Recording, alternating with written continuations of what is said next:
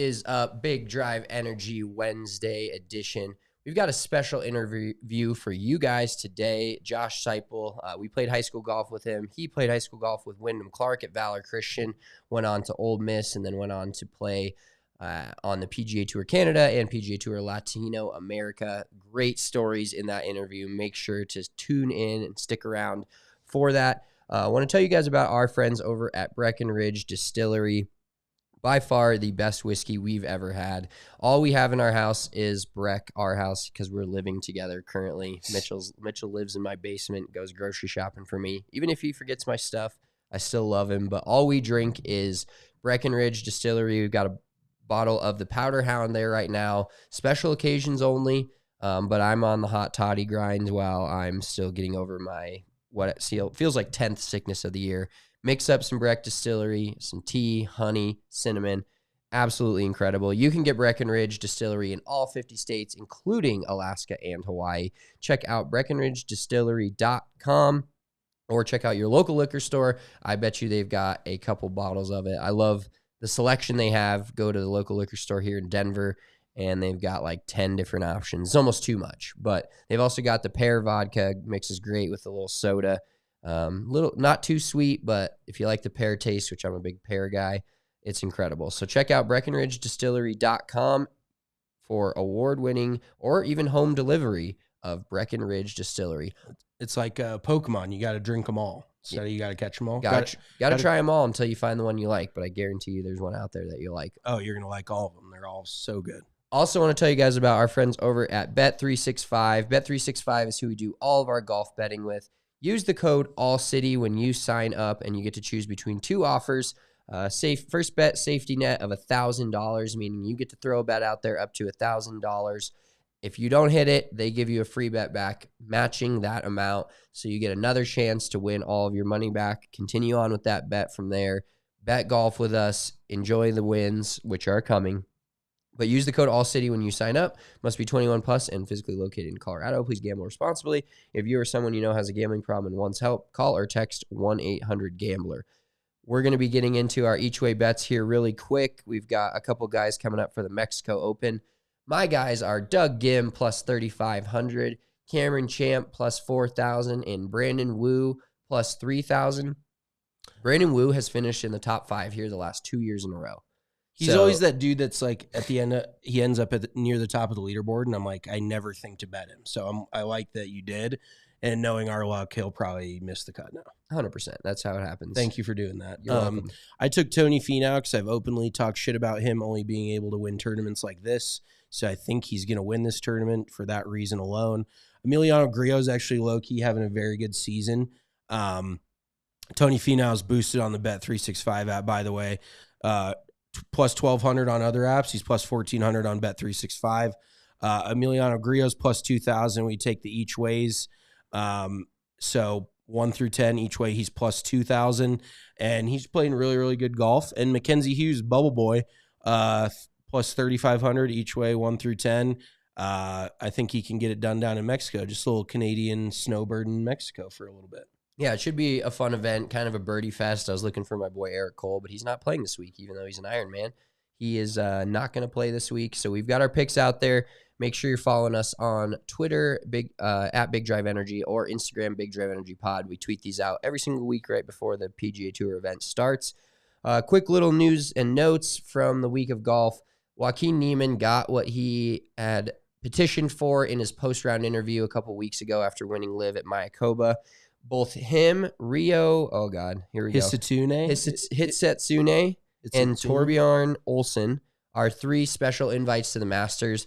This is not because he won and has been so good on the LIV Tour. They're claiming it's because he decided to play outside events outside of the LIV Tour event. He's the only LIV player to receive a special invitation to a major, so opening a door, but he won the Australian Open, and he's played in other events outside of LIV Tour to try to earn world ranking points. So the committee saw that and invited him to the Masters this coming year, which will be awesome. Taylor Gooch, who has been arguably the best player over the course of LIV's entire career, will not be invited to the Masters. But excited for Joaquin. He got, I believe, T14 or T16 in the Masters last year. So if he goes out and wins it, that's going to open up a whole bunch of other doors, I think, at some point. Yeah, I feel like they're kind of playing with fire a little bit by giving these exemptions, but, I think he's too good to not let him in because he's legitimately going to be probably top 10 to 15 in the odds to win the Masters. I haven't checked that yet, but he's just too good. He's one of those guys, being an international guy, he does numbers, he gets ratings. So just none of those illegal drops out at Augusta, and he'll be fine. Yep. So looking forward to that. That's all we've got for you today as far as this portion of the show. We're going to kick it to ourselves in studio with Josh Seiple. We hope you enjoy the interview. Once again, if you're listening on iTunes, Spotify, SoundCloud, wherever, give us a rating, give us a thumbs up. If you're watching on the YouTube, if you're not on the YouTube, subscribe at Big Drive Energy Golf. Appreciate you tuning in every week. Enjoy the interview with Josh Seiple, and we'll talk to you next Monday. Peace. All right, welcoming on to Big Drive Energy, we have former Valor Christian Ole Miss product and former PGA Tour Canada and Latino America, Josh Seiple. Thanks for joining us, man. Appreciate you taking the time to talk to us today. You're a full-time teacher down in taking the time to talk to us today, dude. Sorry, it went out there for a little second, but thanks for having me on here, boys. No problem. First, we got to ask you how the Daytona 500 was, because that's what you were doing on Monday. So we got to hear a little bit about that. Absolutely incredible. I am a NASCAR fan now, but I knew literally nothing going into it, and it was like as much fun as you could have at a sporting event. Yeah, it feels like, as far as I know, it's you turn left about 700 times or more, and that's as far as it goes. But it definitely feels like one of those things you got to be there to really appreciate. For sure. And it was a lot classier than I was expecting it, to be honest. Oh, shit. I legitimately, when we were talking about it, I was just thinking it was just the most backwoods Florida, Everglades bullshit. No, it wasn't. The stadium's incredibly nice. It actually wasn't very rowdy. Now, we didn't go to where people have the campers and stuff, but you just bring a cooler of beer in there. They don't and then if you have to buy beers in there, they're $3. Food was $5. It was so much fun, and it was a great sports betting. As you picked, we got to go down in the pit before, so you just we picked a couple cars, had some action on it. It was fun. Is it? Yeah, it's one of those where you just pick a car that looks cool, and you're like, I'm going to bet on that one. Yeah. Oh, but both my guys, I only know the numbers. It was 1 and 22 are the cars I bet on. They were winning with 4 laps to go. Both of them crashed. Oh, I was going to say there was a massive crash with 8 or 9 laps left, right? So some dude fucking dicking around in the very back was all of a sudden holy shit, I'm going to win the fucking Daytona 500. Well, and then so there was 1 lap to go, and they crashed basically at the finish line, and they just called it, which I didn't understand that rule. But they just make it up as they go. They're like, yeah, we'll just call it now. Yeah, but it was fun. I'll definitely go. I probably won't go to other ones, but I'll go to the Daytona every year for sure now.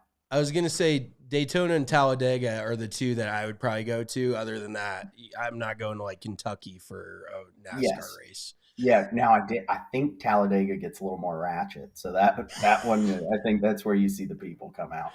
Yeah, well, it seems like definitely one of those sports where, if you're a NASCAR fan growing up, it's obviously in your blood. We went to school with a few kids that practically had Dale Earnhardt Jr.'s name tattooed on their fucking ass, and they were obsessed with it. But it does seem like a sport that if you're not into or you don't follow a ton, once you actually go to it and experience it in person, it's way cooler than watching it on fucking TV. Yeah, no doubt. No doubt. Well, let's just get right into it. Let's start out with tell us a little bit of how you got into golf. When was the first time you picked up a club? Who got you into it? You grew up in Colorado, correct? Yep, I grew up in Castle Rock there, and then I kind of I always picked I knew how to pick up a club, and the way my dad would get me on the golf course, he'd be like, "I'll give you $2 and you can caddy for me and my friends." And I thought that was a great deal. I got screwed on that. I was going to say he got one cheap caddy. Yeah. But I didn't really like, I think it was seventh or like eighth grade. Seventh grade, like that summer, I was very little kid too. So I always got hurt playing real sports. And I just like kind of picked it up and I was okay at it. And then eighth grade, I was homeschooled because not the best student. So I had to catch up a little bit there going into high school. And that's when I like started practicing playing every day. And I kind of got good decently quick.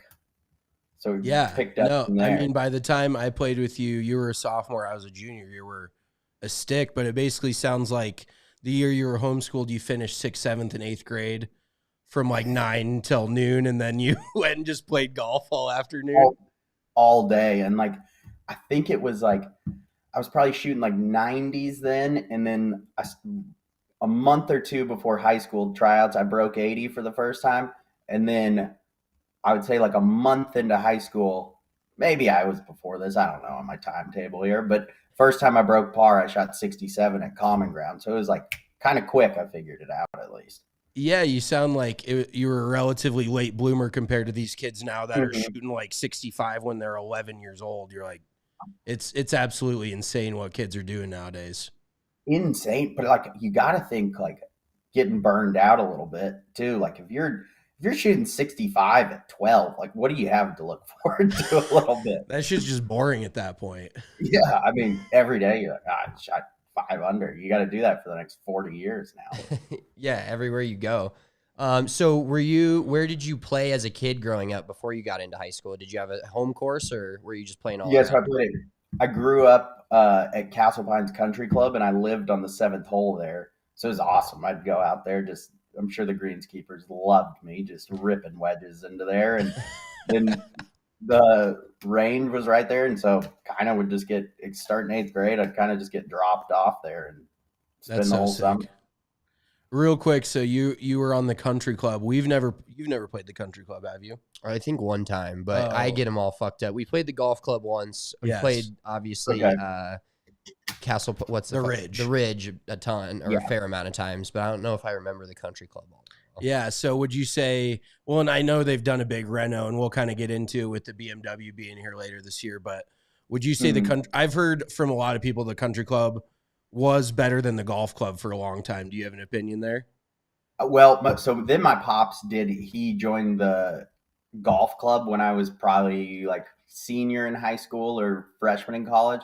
Like the country club is honestly in as good of shape as anywhere you'll play, but the layout and it's so much fun. But no, it's not even layout wise. It's not very close. Okay. There's some holes at the country club. You're like, oh, this is a bad hole, but like I have as much fun playing there as anywhere in the world. It's so fun. I've definitely heard it's a really good time. But no, like as far as championship golf course, golf club blows it out of the water. For sure. So were you always planning to go to Valor Christian, or did you, when you got to high school, was like, holy shit, I'm really good at golf? They obviously, kind of fucking breed that, they have a legitimately paid golf coach, not like us coaching at Elizabeth type of scenario. Was that the plan the whole way, or did you just decide later on?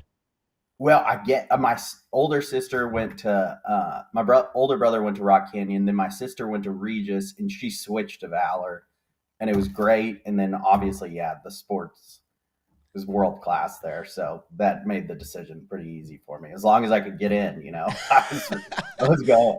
You're like, I got to homeschool my grades up to get into Valor Christian. No, legit. Mom, bump this shit up to an A+, bro. Fuck. Yeah. Well, But did the year I Valor was kind of opened like pretty? You were probably one of the first graduating classes, like third or fourth, maybe, or so. But my sister, so she was, I'm trying to think of, she graduated as I was going into high school, and she was the very first class. I mean, Okay, so think maybe like 4 years before you. yeah. Okay, But she and started also as like she went in there, I think, as a sophomore. So she was the first class, if that makes sense, as a sophomore. Okay. Gotcha. Mhm. Well, so let's kind of get into Valor a little bit, because I remember you telling me, like, we were talking about, obviously when you would go to practice, it's not your average high school golf practice where like Mhm. on our high school team, just a little background. I actually had a senior when I was a sophomore throw me on the ground and like try to fight me on the driving range. It was just an absolute gong show the entire time. Our coach was too busy working on his 120-yard slice that he couldn't stop hitting. So he was just hitting range balls the whole time. Basically, we tried to make lemonade out of lemons there, but I remember you telling me you guys practiced for like 2.5 hours a day and you were on the putting green for like 2 hours of that. Is that correct? Yeah, and like I mean, my high school coach was Jason Prio, who teaches up there in Denver, and like shit, this was like my freshman sophomore year. He was damn after the first 2 rounds at the U.S. Open at Pebble. He was T8. Yeah. So like he's beaten Tiger and Phil. So the guy he had great golf knowledge, and then we had a couple other guys who like worked there. But yeah, I mean, it was like a real practice. You showed up late, you'd have to walk around that broken tee driving range fence. There'd just be like 10 of us. Like he was good. He made it awesome. I mean, I think we had 54 kids on our golf team. Holy shit. That's like a Ole Miss football roster. Yeah. So it was like God.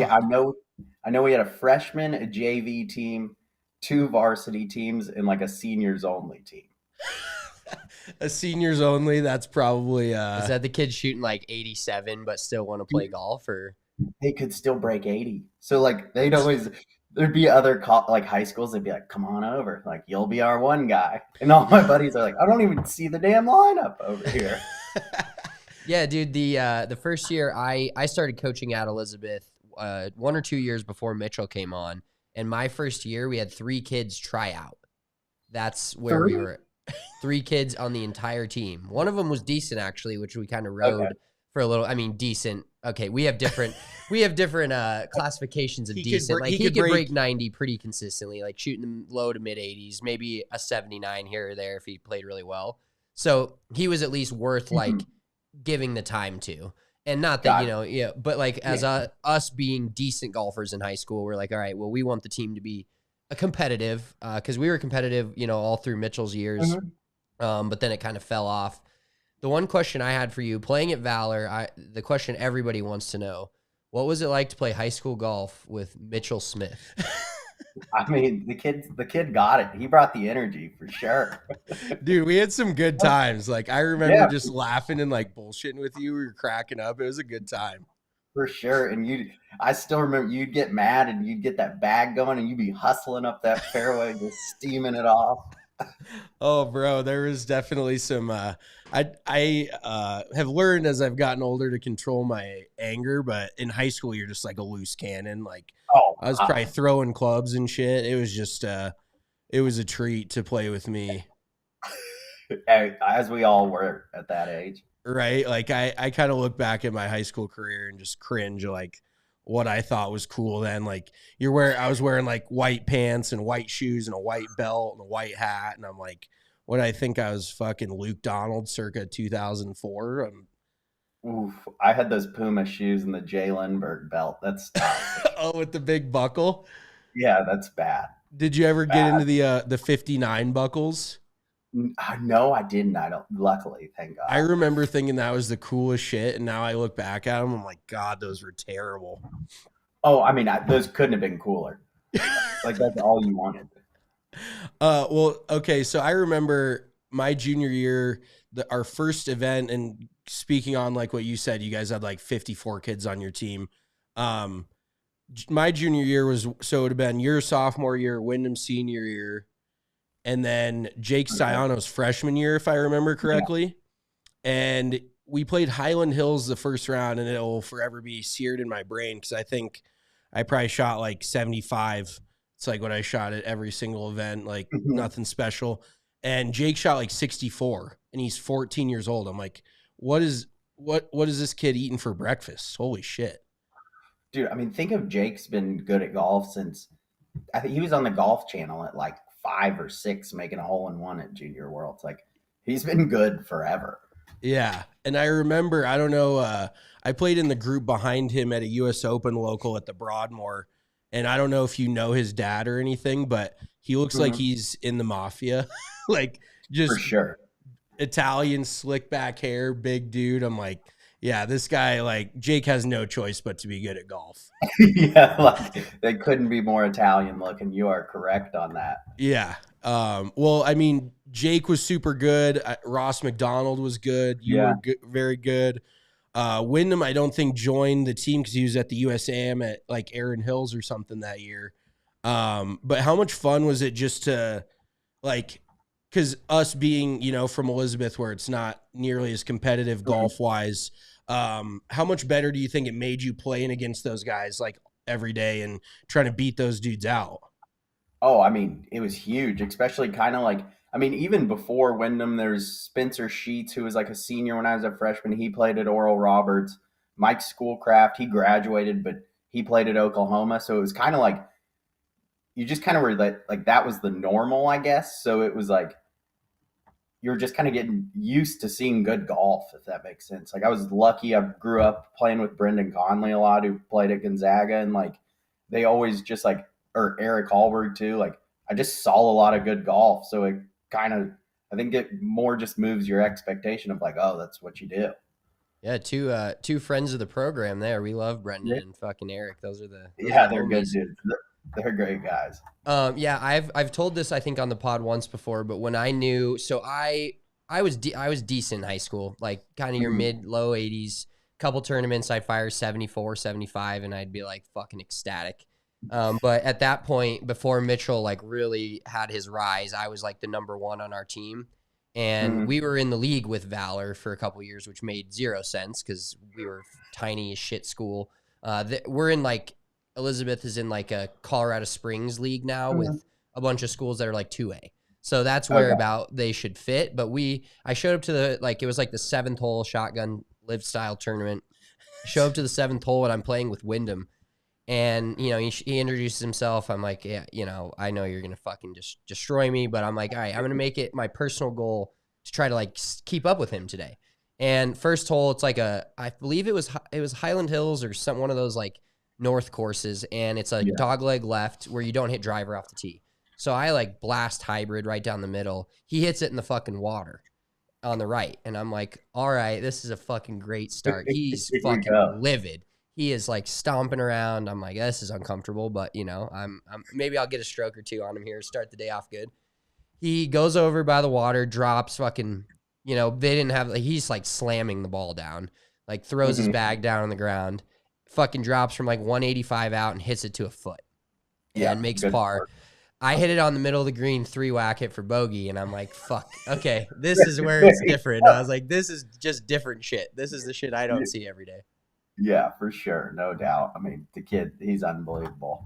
Well, yeah, let's get into Wyndham a little bit. So obviously, whatever you can share, we're open to Yeah, hearing. yes.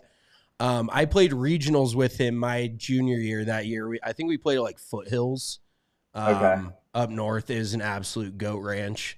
They had just punched the greens like a week before, and the first three holes, Wyndham made like 120 feet of putts. He knocked one in from 30 feet on one, like 50 feet on two for eagle. This is another thing I'll never forget. And then on 3, he hits driver underneath the tree, chips out, hits it like 30 feet and makes that.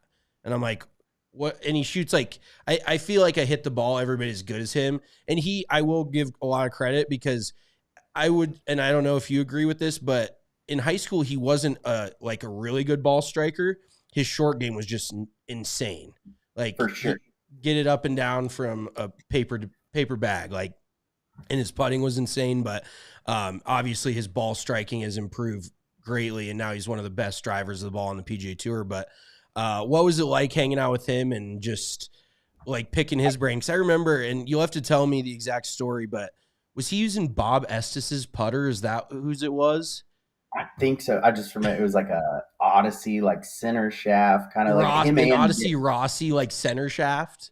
I think so. And with the white hot, I remember too more because him and Jake both used it. But like Okay. Wyndham was obviously, if you played with him half the time, he was still shooting 66, 65, but he kind of hit driver a little looser for sure. Was great irons, and then to your point, short game just 12 out of 10. But he was like he's always kind of been like an older brother to me, like helped me out. His dad kind of mentored me all through high school. And but his work ethic was just, the dude just grinded. So kind of Yeah. deserves where he's at now for sure. Oh, absolutely. I heard some like rumors, and I don't even know if I should throw it out there, but the reason he left Oklahoma State for Oregon was he got in an altercation with the Oklahoma State golf coach. Can you confirm or deny that? I have no idea. Can't really, I have no bearing. Never honestly even asked him that. I knew or in high school, I know he was kind of looking at Oregon as well. So probably just needed a new start there, which worked out nicely for him. Yeah, I was going to say he kind of got to Oklahoma State right when they were like, you know, relatively on the downturn, where they had Ricky Fowler and Peter Uihlein and all those guys come through, and they were a powerhouse. And then, you know, they still had really good players. Like I think, did Wyndham play with Taylor Gooch at Oklahoma State, I think? Probably. And they still had, I mean, shit, Victor was my Oh, class. yeah, Hovland. I forgot about Victor. I forgot to. They did switch coaches right then too, because it was Mike McGraw. Then he went to then he went to Bama, then Baylor, and then I think Alan Bratton. I would imagine still there, who was a great player and played there. So it was kind of a little turning of the program, and now they're obviously good again. Yeah, exactly. Like I can assume it's similar to any other sport where a coach recruits you. If he leaves, you don't necessarily, you might follow him, but you're probably leaving the program, you know? Yeah. You want to go somewhere that you're wanted, but yeah, just a super interesting dude. And we've talked about him quite a bit on the pod, because before he won last year, I was like, once he wins one time, he's going to win a dozen times. Like, he just has that vibe where, you know, once you take the lid off the hole, it's not going to stop for him. Didn't expect kind of anybody, a little stroke of confidence, and all of a sudden that hole looks massive too. So right. He definitely figured out too. Obviously he was a little hot on the golf course at times, and mentally you can see he's definitely a different person out there. So that's cool to watch. Well, we were talking about it because he was following me at Pelican Lakes for state my junior year. And Wyndham was like on kind of one of the adjacent greens, and I had like 4 people following me that were all my immediate family, and Wyndham had like a crowd of like 200-300 people following him probably. But he said he missed like a 30-footer, like lipped out a 30-footer and like threw his putter.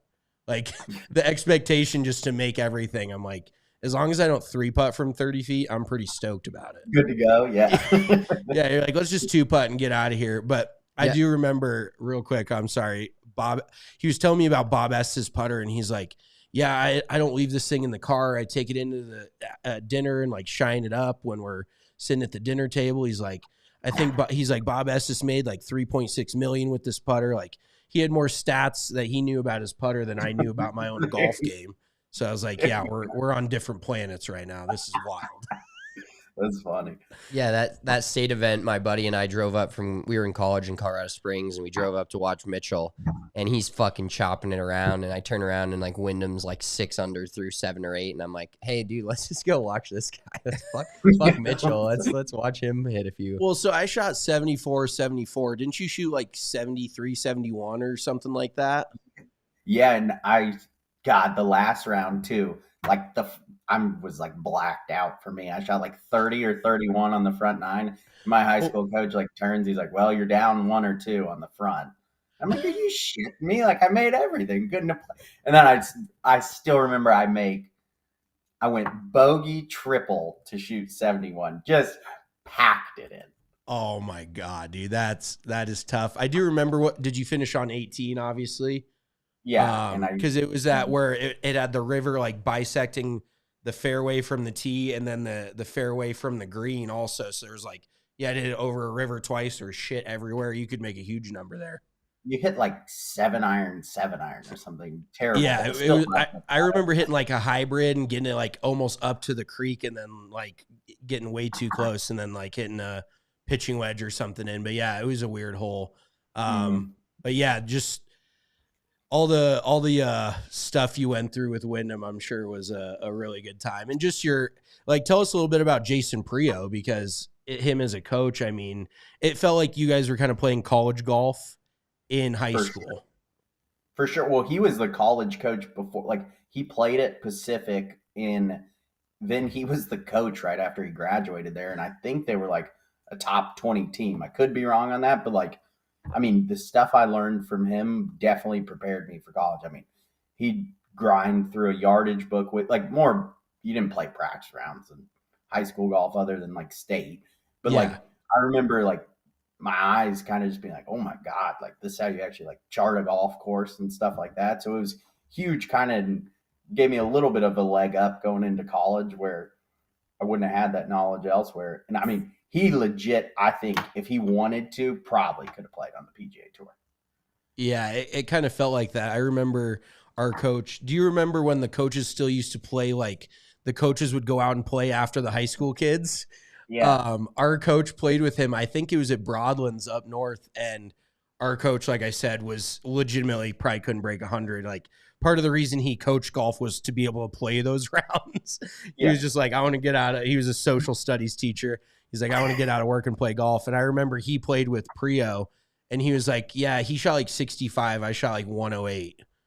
Yeah. I was just like, what the hell is he doing out here? Like, it's insane. I remember I can't remember what track it was at, but they had like two other courses, and Prio played with only like a 6-iron or 7-iron and shot like 76 against the other coaches or something. Oh my God. That's probably his side hustle. He was probably taking their money. He's probably betting. Sure he was. He's like, I'll go play left-handed, like some tin cup shit, like with a blindfold, and I'll still beat all you guys. Yeah, he's still damn good. Yeah, our coach was more concerned with whether to start fucking Roddy White or Julio Jones in his fantasy league on the drive up, or fucking taking us to Krispy Kreme donuts where we all missed our tea time because we were shitting our brains out. That's kind of how our high school golf career went. Well, let's talk about the transition to college and what was it like going to Ole Miss, but also it's very different now. The whole recruiting thing, NIL, you know, when you went to college is back where the NIL's under the table. So we won't make you talk about that, but what was it like? Big bucks. What was it like choosing to go to Ole Miss, and where did you have some other offers from, and what was the decision like to go there? Well, so my dream school was always to go to Georgia, and they never got a chance really to go there. And I had no idea really like where I wanted to go. I probably took like 20 visits. Just like if I was playing, I won an AJGA, I think like sophomore year of high school, and that opened some doors. So kind of wherever I'd go play a tournament, I'd just like visit the schools. My cousin who lives here in Jacksonville went to Ole Miss, and he's like, if you get offered, like you have to promise me you're going to take a visit. I'm like, I'm not going to school in Mississippi. Like, come on. Like, but I visited, my favorites were Tennessee, Oklahoma. I mean, I liked Wake Forest, but like I would have failed out of school. So like, I don't even know why. Unrealistically, I was like, fuck. But then as soon as I took a visit to Ole Miss, I think it was sophomore or junior year, like within 5 minutes of being there, I was like, this is where I want to go. Like this place is awesome. Yeah, it seems like Oxford is probably like a top 5 college town in America. But real quick before we get into Oxford, I remember being so jealous because you won the AJGA up in Aspen, right? Mm-hmm. And then I remember you were telling me, you're like, oh yeah, I went and like played the Greenbrier, I played Sawgrass. You were like traveling all over playing AJGA. So is that kind of how you got on the map to all these colleges? Yeah, that one like definitely opened the door, and like then I got into all the AJGA invites, and like those are like you kind of get over recruited if anything at those, because it's like probably pretty easy just for all the coaches to show up, because I mean the top 10 kids are obviously great. And then I finished top 10 at like the Western Junior one year and had played both junior AMs, I guess, so I had a nice little run there. Yeah, it sounds like it. Yeah, I mean, we've seen it on just Monday qualifying, and I want to get into that a little bit with you too. But like, golf is just such a sport of runs, and if you have a run at the right time, you can go from basically a nobody to, you know, PGA Tour status, or I love what they're doing now with college and doing the PGA Tour U. I think that like gives some guys this incentive to stay in college and not necessarily go play pro right away or try to be a pro right away. Gives them a chance to go to school. Of course, we saw what happened with Nick Dunlap. We talked about that pretty extensively. Like, dude, ride the wave, and now he's like shooting 76 at these tournaments, and it's like, fuck, we wanted to be validated. Not that we won't, but Yeah. turning down a $1.5 million paycheck and then turning pro and missing a few cuts in a row has got to hurt a little bit. But what was it like playing in the SEC and just some of the courses you got to play, and then some of the different competition you got to see? Because I mean, it's a powerhouse in football, but when you look at the golf too, I mean, who knows who's in what conference at this point? But in those days, like SEC with Georgia, Alabama, all those schools, I'm sure it's just fucking low. Every tournament is loaded. Yeah, I mean, shit. I think every year, at least when you go, like, you really didn't see the SEC teams. Like, you'd see 2 or 3, you know, at the good events or whatever, but you don't really play with all, I guess, 12 at the same time. And then I want to say it was like junior, senior year, there wasn't a team. Every team was ranked inside the top 40. So it was insane. Like, I think we were like close to say anywhere between like 10 to 18 in the country, and we were like the 7th team in the conference or something. Like, it was absolutely loaded. Yeah, that's nuts. Well, I mean, you talked about wanting to go to Georgia. It's like if you don't already have like a PGA Tour card when you're 21, then you can't go to Georgia. Like, they just churn out tour players like it's their job.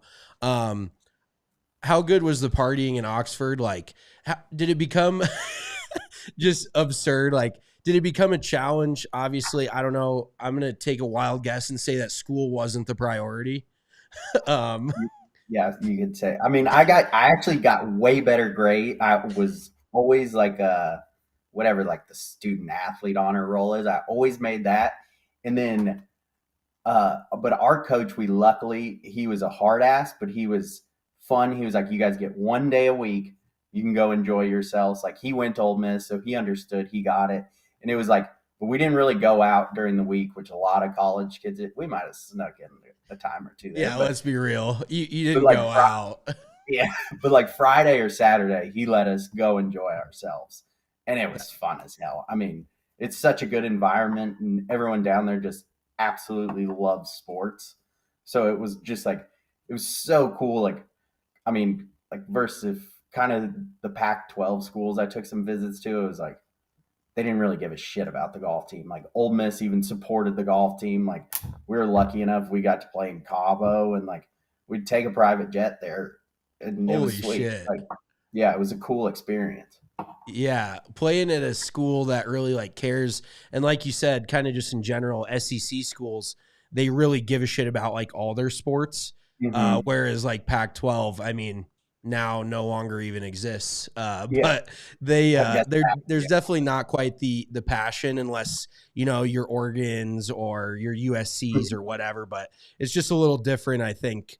Like, the SEC is just built different, and I've actually never been like down to an SEC school, so I couldn't really speak on it. But from what I can tell, like, everybody really cares, and that's got to really mean something to you playing at a college where people give a shit. Like, you walk around campus and people kind of know who you are and they care about how you play. Oh, it was kind of like, for me, I was like, what the hell is going on? Like, well, first I couldn't understand what anyone said, but it's in Mississippi. And then, like, I mean, it was called like the season or whatever they did. And you'd have like, they'd probably do it once each a semester. I mean, there'd be a camera crew following us at tournaments, and they made like a short little 30-minute documentary. So it was just like, it was definitely eye-opening. I was like, this is not what I expected. Like, who the hell cares about golf? We lose money for the school, but they supported us great, and it was so much fun. And football games were unbelievable there. It's like nothing you've ever seen. Bro, I was going to ask, so I looked just to confirm this, but it looked like you had a few years that overlapped with Swag Kelly down there at Ole Miss. Baby, yeah. Did you ever run into him at a bar, or was sure. was he breaking into people's houses already, like pissing in their living room at that point? Dude, he was so freaking good at Ole Miss. Like, he could absolutely sling it. And yeah, he'd be at the bars occasionally there. I think they always kind of had someone like watching him there, like maybe a little helper. But he freaking, I was lucky. So my freshman year I played, and then my sophomore year I had 2 hip surgeries. So I didn't go to school. Obviously both hips.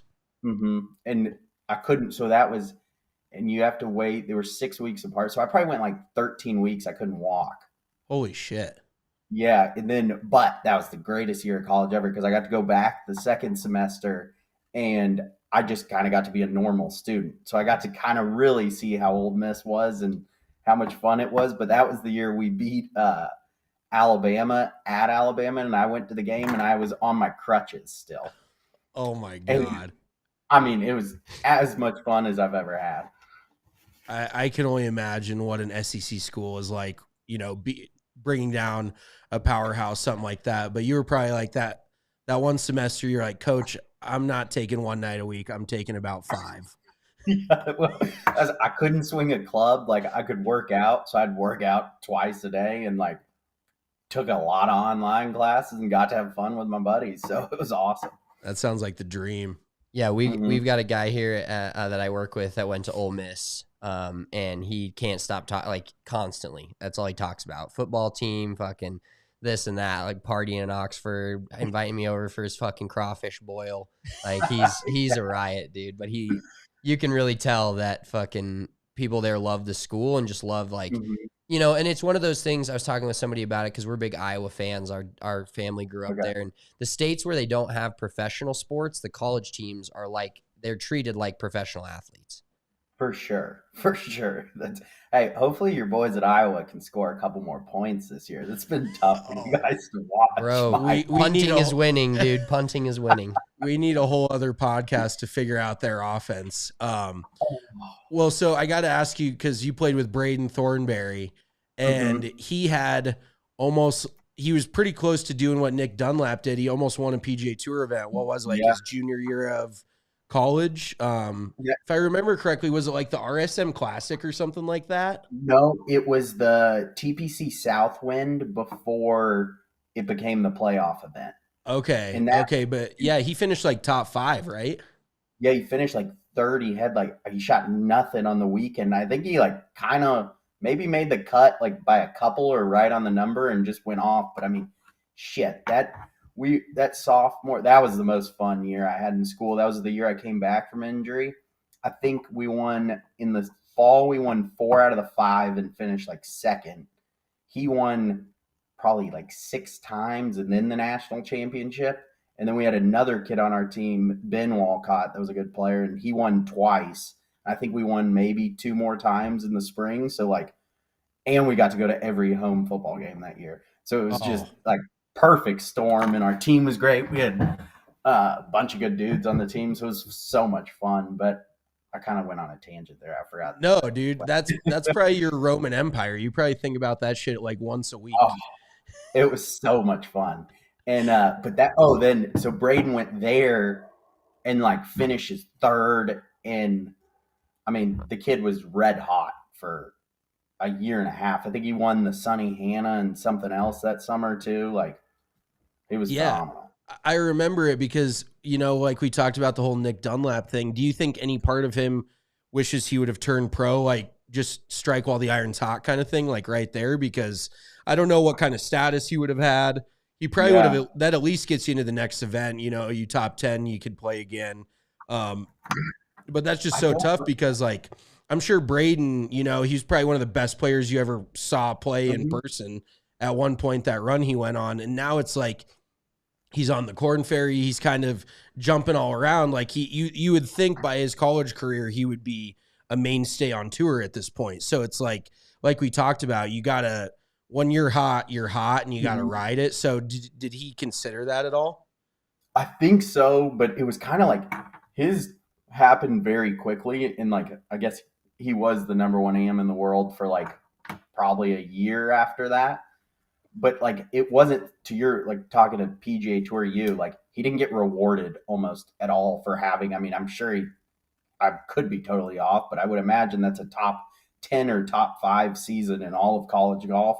And like, kind of got screwed. I mean, now if, to your point, Nick Dunlap does that, I'm sure he would have had plenty of LIV offers. He would have had, you know, guaranteed PGA Tour starts. So it's just like a little bit of he was 2 years early, kind of got screwed on that. No shit. Like, yeah, he does that now and LIV's throwing a 7-figure deal at him, if not more, you know, like it's obscene.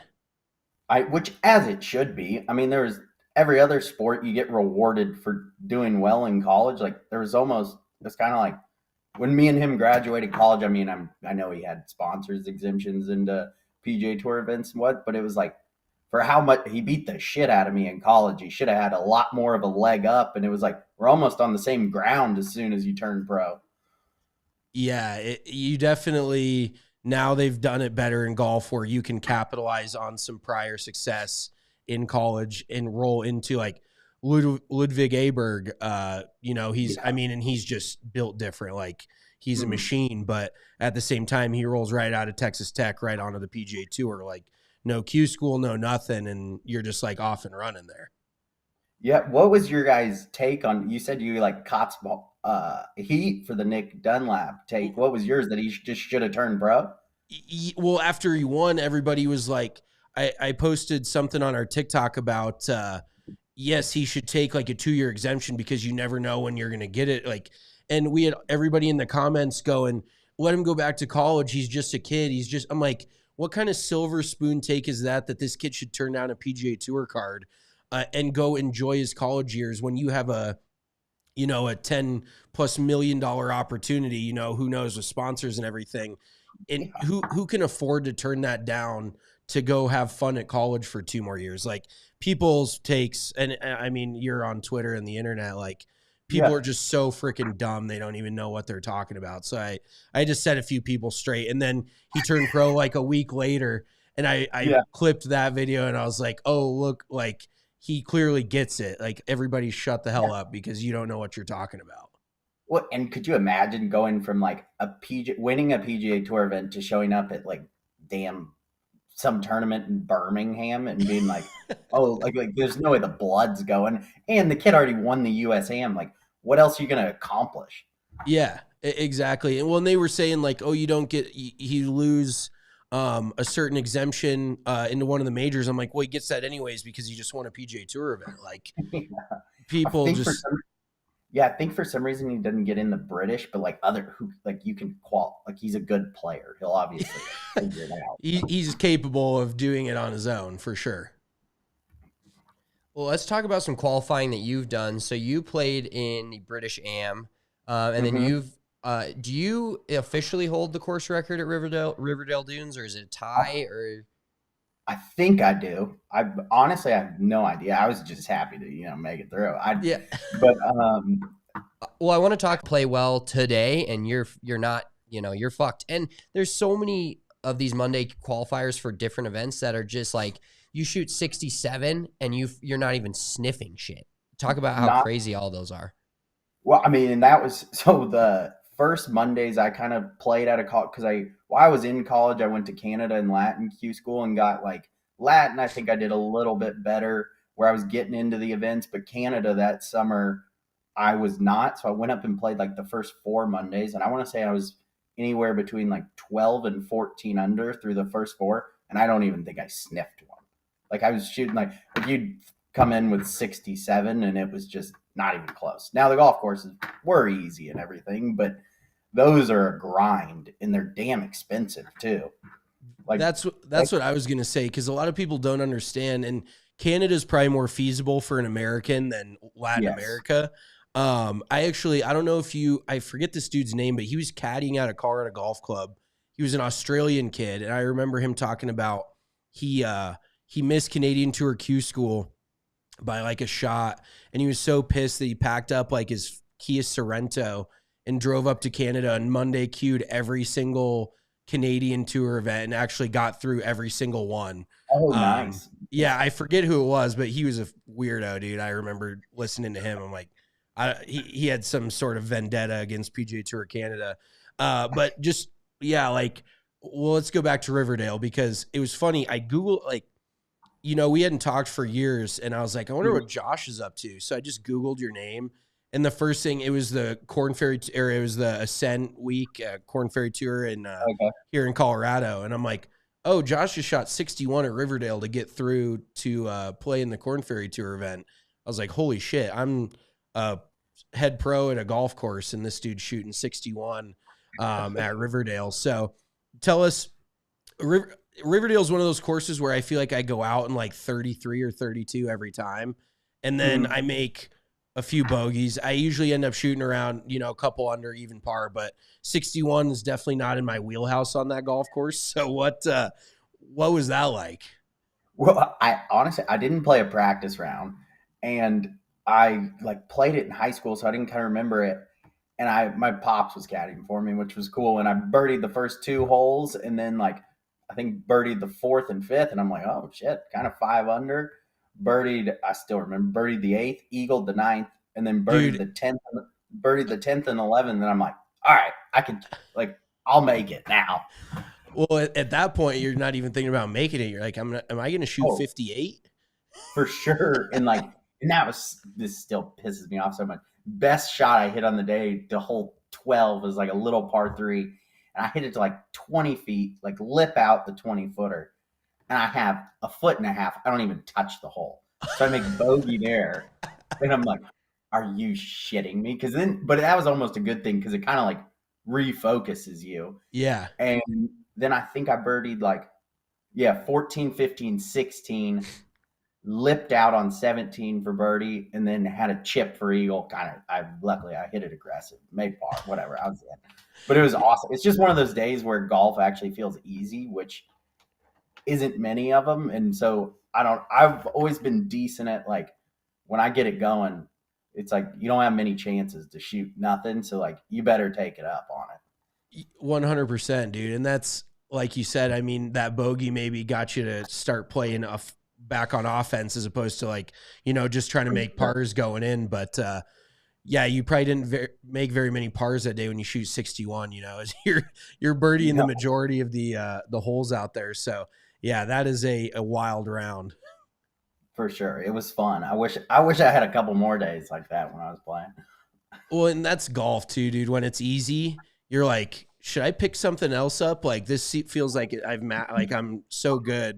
I shouldn't have to do this again. Like, should I go bowling? And then when you're playing like shit, you're the same thing. You're like, I need to stop playing this game because I just don't have it. Like it's impossible. And it's never coming back.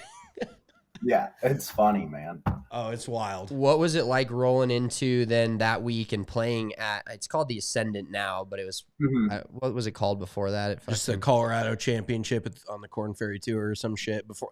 I think it was before they had like a title sponsor or whatever. Yeah, so it was awesome. Now, again, it kind of sucked. It was during COVID, so there's no fans out there. Did they make you wear masks outside? No, but you had to get COVID. Probably. The clubhouse wasn't done, so I think when you had to walk in there to eat, you did, but everyone was tested. So it was the tournament started Wednesday, weirdly, instead of Thursday. So you got your COVID test and you had to wait there for a couple hours to figure out if you could, as long as it was whatever, you passed it, you go out there. So I probably played, and I'd never been out there other than hit some balls. So I played probably 14 holes in the practice round. I luckily had a great caddy, but it kind of got rained out. So it was a little bit, I wish I would have had one more day, but it is what it is. What do you think of TPC Colorado as a course? Because Colorado is getting a PGA Tour event at Castle Pines. Yeah. They built Rain Dance National with the purpose of, hosting something there eventually. You got TPC Colorado. Do you think it's a championship course worthy of hosting something more than a Corn Ferry Tour event?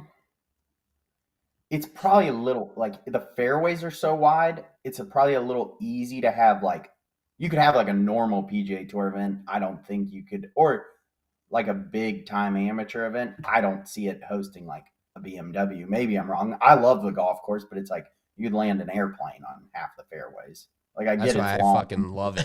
I fucking love that spot. You just blast send driver. it around.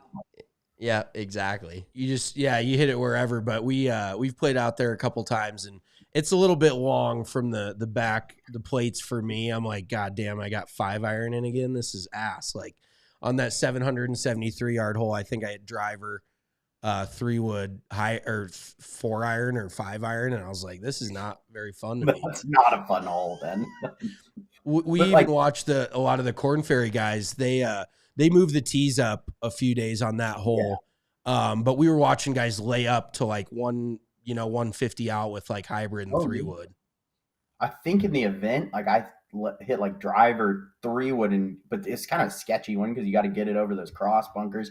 But I think Castle Pines will be able to do it, but like it's only issue now a little bit in Colorado. The golf courses aren't long enough almost to have big time golf. Like I guess Cherry's making it longer where you could have like a USAM and convert some holes, make it par 70, I guess, for something big. But really kind of Cherry Hills and Castle Pines are kind of the only two spots I like see where they could host something big. Well, that's what sucks. I mean, we're all three, Colorado natives, grew up playing golf in Colorado, and there's a numerous amount of good tracks in terms of not a professional level, but I think that's where we get kind of screwed, and it's just the way it is. It's you don't want to have an event go, full Maui Century Tournament of Champions, 34, 35 under, but for the amount of golf that's in Colorado at an amateur level and the good courses that amateurs can play, we really get hosed with the little level of professional golf that's played here. Other states that have these random ass courses are getting PGA Tour events every year, and Kansas and Oklahoma and shit. Like, I'd much rather go to Colorado than the asshole of the Midwest, but that's no doubt. That's kind of how it goes. So do you have any good stories from your Latin American days? Like you have some crazy run-ins or anything? Because I've heard it's just a nightmare traveling. You're staying like, and it all depends on, what kind of money you have, what you want to spend. Yeah. If you want to try to make money that week, like you're staying in like a shitty hotel or whatever, but tell us a little bit about that. Yeah. Well, to your point, the money is just garbage on that. But all right, I'll give you the first event I played was in Brazil. And I mean, I literally fresh out of college. I hardly know anyone out there. The hotel, like I get into the event probably like a week and a half before, go to book my hotel, completely booked. And so I knew two kids that played at Washington State, and they're like, oh, we got an Airbnb. And everyone speaks Portuguese there, so you really have no idea what the hell's going on. And the Uber driver drops me off like at the Airbnb, and he like puts in his phone. He's like, you cannot stay here. He's like, you will die if you stay here. And I'm like, well, and the Airbnb was super nice. Like once you're down there, everything's like really cheap, honestly. And, but it was like kind of gated up all this. And he was like, and I was like, dude, this is like the only spot I can stay at. And so he was luckily great guy, nice guy. We used the translator, and he had like one of his buddies bring us food every night for dinner. So we didn't have to leave. Like as soon as we opened up the garage, we got in his car, like you didn't leave, go anywhere else. And that first event I'm on like right on the cut line, probably like 4 or 5 holes to go, and terrible golf hole, but it was like a par 4 down the hill, and it looked like it had 4 or 5 like elephants in the middle of the fairway. I kind of hit it right center, and a kid in my group hits it dead down the middle, and we only see like 2 balls in the fairway, so we're looking in the right rough. I walk over in the right rough, and I see like a Titleist ball. I was playing Callaway at the time, and I kind of like turn my back, and the kid in my group's like, oh, your ball's like up here by the green. So I start walking down, and I was like, oh shit, that's got to be the kid. Like he must have got a terrible kick off like the side slope of the fairway. That's his. When I like turned to look around, I look, and I had a caddy again that spoke Portuguese, and he launches the kid's ball into the bush, and he looks at me and goes, shh. And I'm like, are you shitting me? And like all 3 of us are like grinding to make the cut. So I got to call a rules official over, and he's like, well, why'd he throw his ball in the bush? I'm like, I don't know. You ask him. I don't speak Portuguese. Like, I don't know what the hell's going on here. Oh, all 3 of us just get rattled, miss the cut. But I was like, what a first opening week here. Where are they getting these caddies? Like you just hire somebody local, they just have them at the club? Yeah, it's like whatever. They juice us up. It's like $40-$60. There's a couple guys that you could get like a couple of caddies that kind of follow the tour that are decent or whatever, but most it's just some guy that doesn't do anything, just carries the bag for you. Oh my God, dude, that is awesome. That's probably looks at you and just gives you that might be one of the best things I've ever fucking heard. Yeah, like he's hoping to get an extra tip out of you because he's making your buddy over there shoot 80s. Throwing his ball. Yeah, he's like, cut line just went up a fucking stroke. Yeah, but I'm like, I'm trying to explain to the kid in my group too. I'm like, dude, like, I don't know what to tell. Like, you were just in the right rough. Like, I'm sorry. Like, I don't know this caddy at all. Like, Well, so does the PGA Tour facilitate any of that travel or anything, or is it a free for all? Like you're on your own. so like there's a guy. I don't know if he'll still run like the Americans tour, and he works for the PGA Tour. His name was Claudio. He was like honestly the best. I mean, they'd send you an email every week, like this is where you stay, like this, but like the hotels half the time like filled up, so you kind of had to go on your own. They helped you out as the PGA Tour like staff themselves were fantastic. Who worked the events? They didn't necessarily have very much to like work with as far as most of the golf courses kind of suck. And then like you're in a lot of the times you're going to places in the middle of like nowhere, Brazil. Like that one was an hour out. There's nowhere to stay, really eat. So it's like they don't set those guys probably up for the most success there. Yeah, I mean, like I understand like cutting your teeth on the lower tours, but like sending you down to South America and you're Mm. grinding just to make your money back, and Oh, you're yeah. like, did you have to get certain vaccinations before you went down to South America? Like, Well, then again, when it was COVID, at like mine was weird. So then, like after my first year, it was probably 2019. I'm trying to think. Corn Ferry Q School. I missed a damn 5 footer to make it to final stage, oh, and then yeah, that sucked.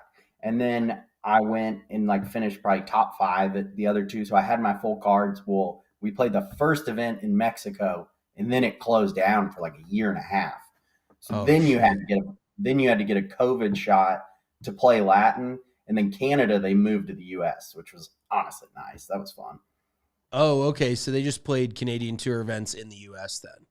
Yeah, but we only played like instead of I would have played like 20 something events that year between the two, and I played 14 combined because Oh, they no only played shit. 7 and 7. Yeah. Yeah, that COVID messed up a lot of shit. Well, in Canada is just such a problem. Like they weren't Yeah. letting people in there for like 3 years. So No. Mitchell can't go to Canada. You can ask him about that one. yeah, I got a little dewy a few years back, so Oh, I'm no shit. longer allowed in Canada for the time being. Um, You got an uphill battle there. yeah, Canadians can go fuck off anyways. I don't need their maple syrup. I'm good down here in America. So So That's let's fun. talk about what you're doing now. You're in Jacksonville. You're teaching. Mhm. Was teaching always like once you got to the level of golf you're playing? You know, some people make it. Some people get to like decide that like, hey, I want to stay in this game. Some people are like, fuck this. I didn't get to where Yeah. I wanted to go. Maybe playing. So they don't want to. You know, they would go do something completely real estate like everybody does at some point. It seems like. Yeah. Um, so what is it like teaching down there now? Where are you at? And what does your day to day look like now? Okay, so well, mine was weird. Like, I played the Corn Ferry Monday qualifier in Kansas City, shot like one or two under, and I'm driving back to Colorado. I drove right through Elizabeth there, boys, and I was like, "What the fuck am I doing?" Like, there's easier ways to make money than like shooting two under. I'm like, God, I lost $900 or whatever this week, and so I was telling him it's you can see on my logo. It's called Rex. Oh, other shirt. The camera confused me there.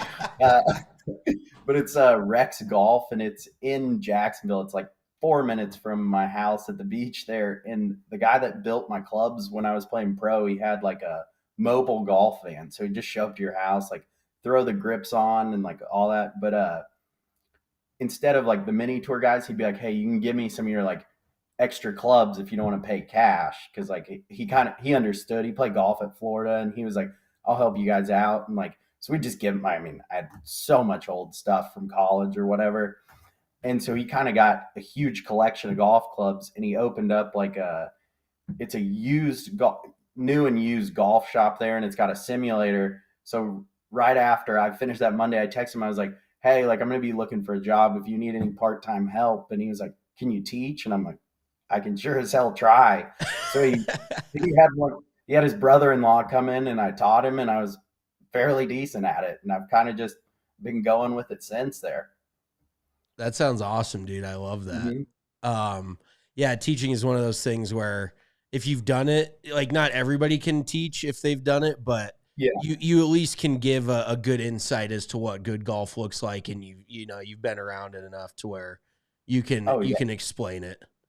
And for sure, I was enough of a head case. I took plenty of lessons that I'm fine. I can at least regurgitate some of that. I'm good as long like beginners. I'm not very good at teaching yet. I got to learn there, but like if someone can make contact, I can make a decent difference.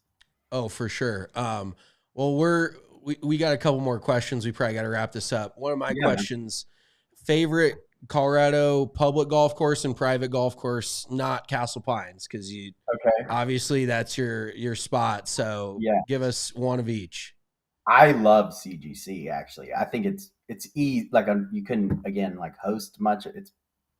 I take that back. You could host like seniors. I don't see like a PGA Tour event being out there. Yeah, but I think it's so much fun to play. I mean, if you get it going, you can shoot nothing there.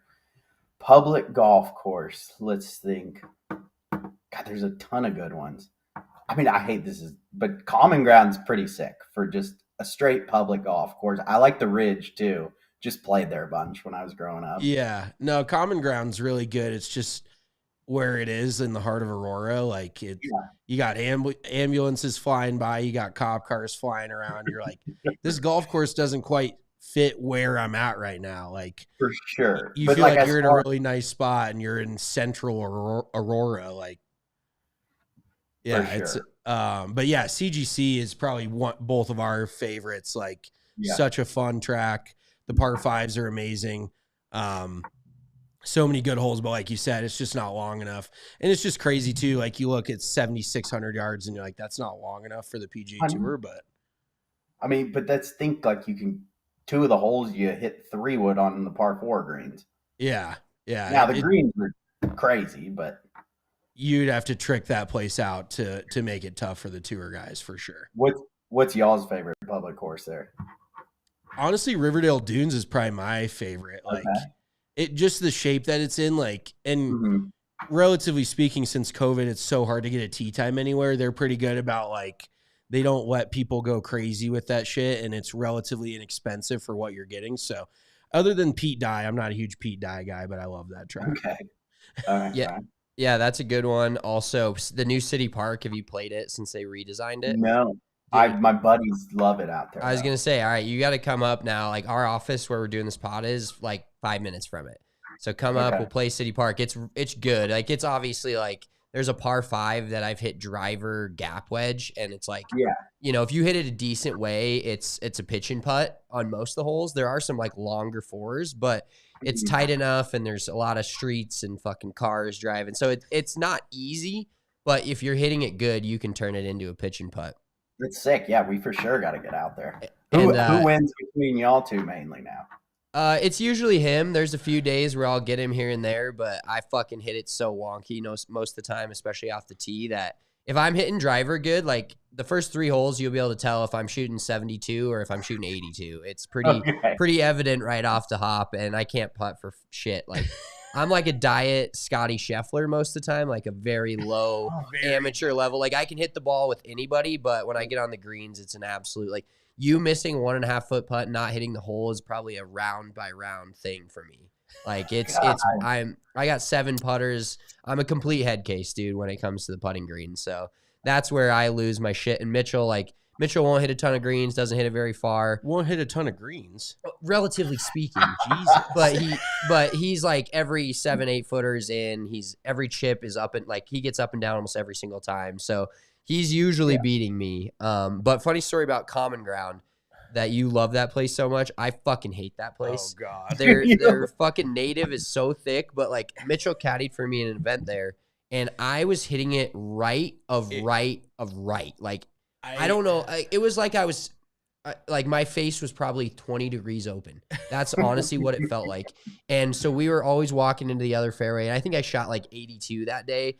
But it was I think I tore my rotator cuff just holding my arm out all fucking day. Just somebody over there, I think he lost. Well, so you remember the number 1, like what is it, like 15 runs up against it, but it's like 150 yards apart. he hit it into the rough on like 15. Wow. It was bad. I was like, I've never witnessed something like this. I was trying to hang in there, but I was like, I can't stop laughing at this shit. This is the most insane. Like, banana ball doesn't do it justice to say that shit. It was nuts. Yeah, it was rough. So we're gonna finish up. We do a weekly segment on Wednesdays. It's called Fairway or Fore. So it's basically a segment where we pick two things. They're sometimes golf related, sometimes not. We're gonna get you in on this. So basically, if you agree with our take on it, it's Fairway. If you don't, it's Fore. Mitchell, you started off, and we'll see what Josh's take on it. Okay, so obviously on the heels this week of Tiger withdrawing with diarrhea or a bad back or whatever you want to call it, he's looking a little rough right now. So I don't know if this is a hot take, and obviously he's Tiger Woods, but I honestly don't think he's going to win again, and that's sad, but I think it's kind of the truth at this point. I think he's too good, but he could also like end up never finishing a 4 round. Like his leg doesn't like it. I have a tough time like watching him walk right now. Like it literally looks like it hurts so bad, but he's so good that like 1 week, if he just finds it, he'll win still. I saw that little twinkle in your eye. I assume Tiger is your favorite fan, or he was your favorite golfer growing up. No, actually, he wasn't. So Ricky Barnes was always my favorite golfer. Ricky Barnes with the old school, like the painter's hat that he wore and shit. So he made his pro debut at Castle Pines, and he stayed at my house there, and I didn't give a shit about golf at the time. And he was awesome. He took me to like Rockies games. I mean, he was teaching me to pee on tires in the parking lot. Like he was just an awesome dude. And I was like, damn, like golfers are pretty cool actually. So it kind of like changed my view on it. And that's kind of right around the time I like would play a little bit more in the summer with my buddies and stuff. So like I would actually say Ricky Barnes and then Retief Goosen, because he was unbelievable on the video game. Just a little buttercup out there. I love that. Well, I don't disagree that Tiger could maybe get it going again. I just don't see it with that Alex Smith looking leg he's got. Like it's a rough scene, dude. And you know, he's Tiger Woods, but it might, Father Time's undefeated. Walking just 6 days in a row seems like it would be tough, but get that man a golf cart. Yeah, I think Josh's caveat though is like watching a Genesis is not a great one with that first tee box, and you got to walk straight down a fucking mountain basically. Yeah. But like, if you could say like right now, Tiger Woods is going to play 4 days at 10, 15 events the rest of his career, I bet you he wins one of those. If it's like 4 or 5, you're probably like, I don't know if he's going to end up winning one of those. But if he actually finishes a few, I think I'm with Josh on that one, that like he'll win one of the ones he finishes, especially because he's tied for his next win is the most tour wins of all time. So that I feel like that is enough, enough of a reason for him to get back out there and win. Yeah. They need to put like one of those acorn chairlifts on the first tee at Riviera for him to ride down the side of the hill. You just see him. If there's ever golf carts allowed, I think that's the guy that'll get one. Oh, for no doubt. But I don't think he'll ever take one unless the whole field is. But God, he could have gone to LIV and negotiated that in there. Been like, we can add carts to this, boys. He's like, you start on 12B. Here's your golf cart. Get out there, brother. Yeah, amazing.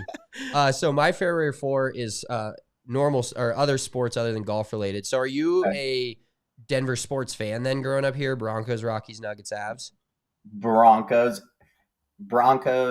Nuggets, Avs. Obviously, I watch. Not a huge hockey guy. My best friend is a huge hockey fan, so like I'll definitely watch. I watch the games, but can't say I'm like football is my sport. Like huge Ole Miss fan.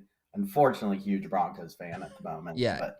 So it's rough right now, and my Fairway 4 is I am never. Like, we go on away trips with the Broncos, not with the Broncos, but, like, we go watch them in other cities every single year.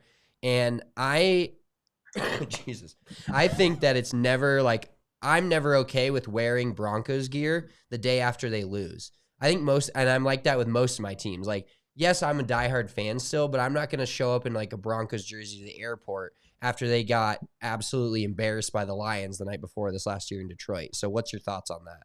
Fairway all day. I agree on that. They don't, especially the way they've been playing. You can't be doing that after now.